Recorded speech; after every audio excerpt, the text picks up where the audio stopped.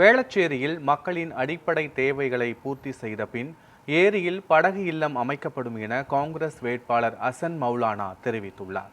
வேளச்சேரி சட்டமன்ற தொகுதியில் மதச்சார்பற்ற கூட்டணி சார்பில் காங்கிரஸ் வேட்பாளர் அசன் மௌலானா போட்டியிடுகிறார்.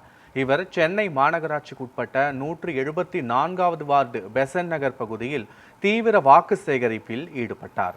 அவருக்கு கூட்டணி கட்சியினர் உற்சாக வரவேற்பு அளித்தனர். அதன்பின் வாகன பேரணியாக சென்று வாக்குகளை சேகரித்தார்.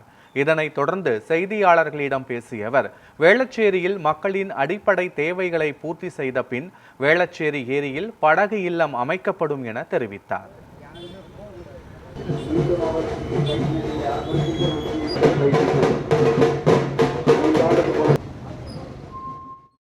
படகு குளம் வேளச்சேரியில் அமைக்கிறத பற்றி அதிமுக வேட்பாளர் நியூஸை கவனிக்கிறது இல்லைன்னு நினைக்கிறேன்.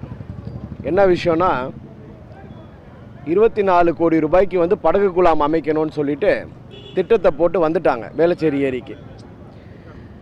அதனால தான் அந்த சைடில் இருக்கிற வாக்வேவும் இப்போ வேலை நடந்துகிட்ருக்கு. ஆனால் நான் சொன்னது என்னென்னா, வேளச்சேரி ஏரியில் படகு குளம் நம்ம அமைச்சு தருவோம், அது தப்பில்லை. ஆனால் அங்கே வாழக்கூடிய மக்களுக்கு முதல்ல சாலைகளை போட்டு கொடுங்க. அங்கே வாழக்கூடிய மக்களுக்கு முதல்ல பட்டா கொடுங்க.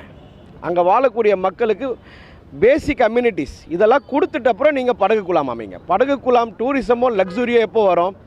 எல்லா பேசிக்கான அம்யூனிட்டிஸ் கொடுத்துட்ட அப்புறம் தான் வரும்.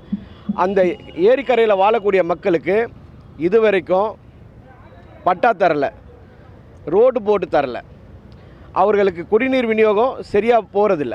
இந்த பிரச்சனைகளை நம்ம முதல்ல தீர்த்துட்ட அப்புறம் தான் படகு குளம் அமைப்போம். ஸோ கண்டிப்பாக அந்த பகுதியில் வாழக்கூடிய மக்களின் வாழ்வாதாரத்தை பாதுகாத்த பிறகு தான் லக்ஸுரி இந்த படகு குளம் டூரிசம்லாம் வரும். அது வரைக்கும் படகு குளம் வருவதற்கு வாய்ப்புகள் ரொம்ப கம்மி. எல்லாத்தையும் கொடுத்துட்ட அப்புறம் மக்கள் சந்தோஷமாக ஒரு பேசிக் பொருளாதார தரமான வாழ்க்கை அவங்க வீட்டுக்கு கிடைத்த பிறகு படகு குளம் கண்டிப்பாக அமைத்து தருவோம். ஆனால் படகு குளமுக்கு ஆல்ரெடி 24 கோடி ரூபா சாங்ஷன் ஆகிருக்கு.